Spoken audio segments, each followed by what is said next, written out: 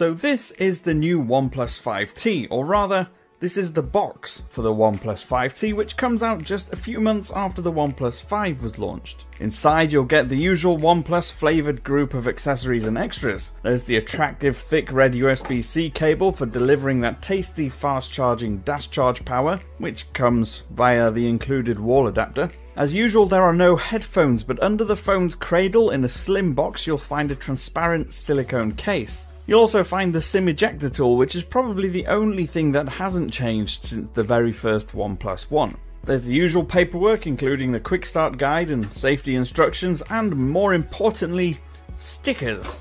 Because who doesn't love those? While the plain silicone case is the only free one included, OnePlus will be selling a selection of other options. That includes the usual wood finishes, the soft touch carbon fiber design, and a bright red silicone case, as well as the classic sandstone black.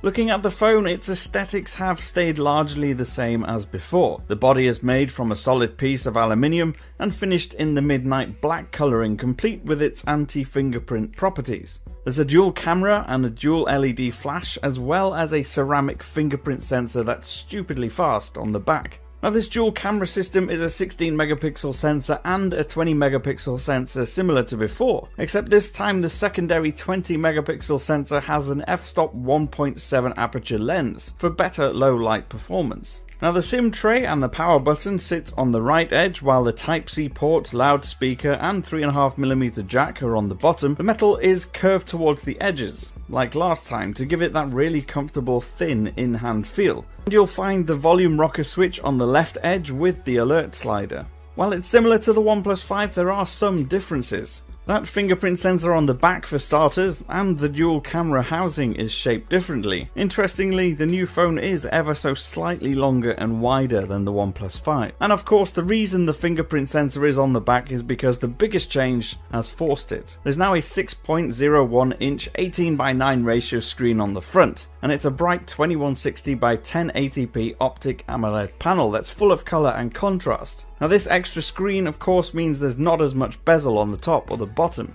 Now, one other new feature is Face Unlock. Now, with the camera on the front, the phone can recognise you using 100 different data points.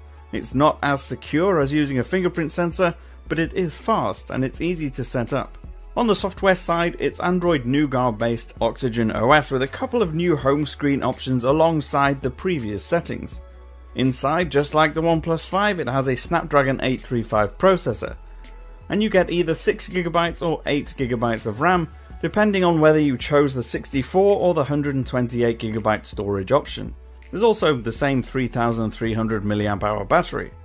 Now, the phone goes on sale in this colour only from November 21st, and pricing is the same as before. It's £449 for 64GB or £499 for the 128GB one.